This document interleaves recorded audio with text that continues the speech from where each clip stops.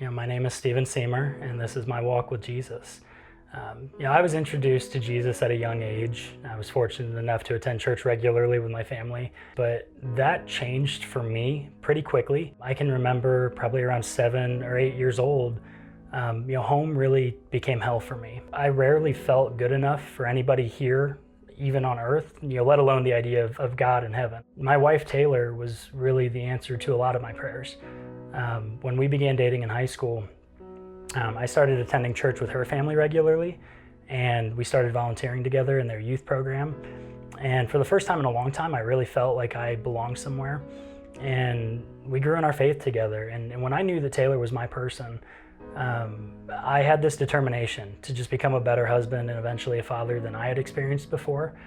And so that made the first few years of our marriage the most devastating period of my life. We lost our first child, and almost Taylor, to an ectopic pregnancy.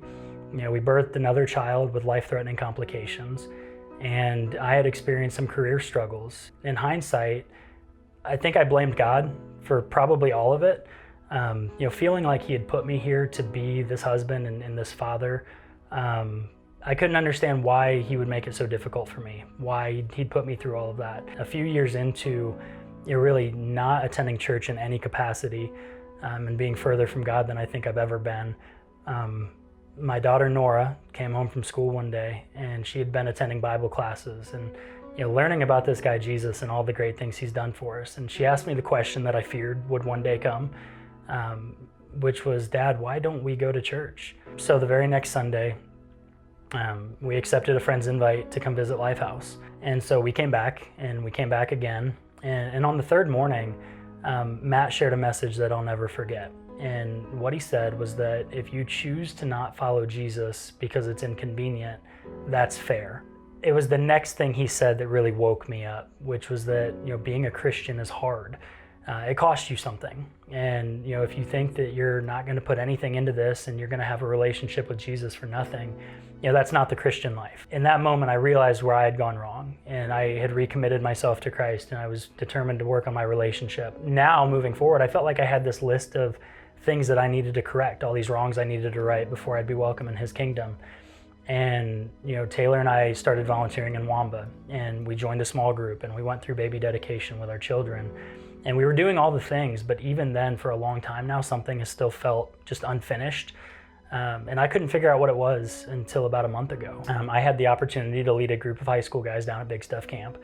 And on the night of camp that many of those guys committed their lives to Christ, I remember being back in our room and having a conversation about what that meant to them, when a couple of them voiced things like, I feel guilty, or I don't feel like I deserve God's forgiveness.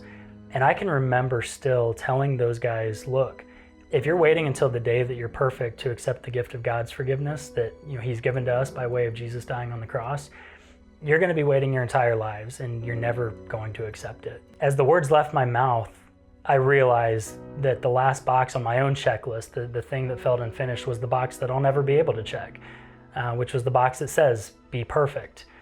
And it was right then that I knew that I'd be sitting here today sharing my story. I'd like to thank my mother-in-law Karen and late father-in-law Scott for being the best examples of God's love that I have here on earth. I'd like to thank my small group, Chelsea, Zach, Shannon, Josh, Audra, and Matt, for helping Taylor and I navigate one of the most difficult years of our lives. My children, Nora, Barrett, Noxon, and Charlie, for being my purpose in everything that I do. And really my wife, Taylor, my best friend, for just being by my side through every storm, and loving me through it all. My name is Semer, and I'm sitting here today, still far from perfect, to let you know that Jesus Christ is my Lord and Savior. Hey, buddy. Being in a small group with you and hearing your story in the video, just every time I hear your story, I think of a word comes to mind, and that word is surrender. And so many times as adults, when we decide to start looking at Christ, we get into this legalistic mindset, and we think, I have to check this box, and I have to check this box. And wouldn't you know it, it's a kid's heart that reminds us that we just gotta surrender. And I've seen that in your life, and your kids see it, and you're being a great father and husband to them because you're surrendering to Christ and allowing that free gift that he gives you into your life. and I'm so proud of you. And with your declaration, it's my honor to baptize you in the name of the Father, the Son, and the Holy Spirit.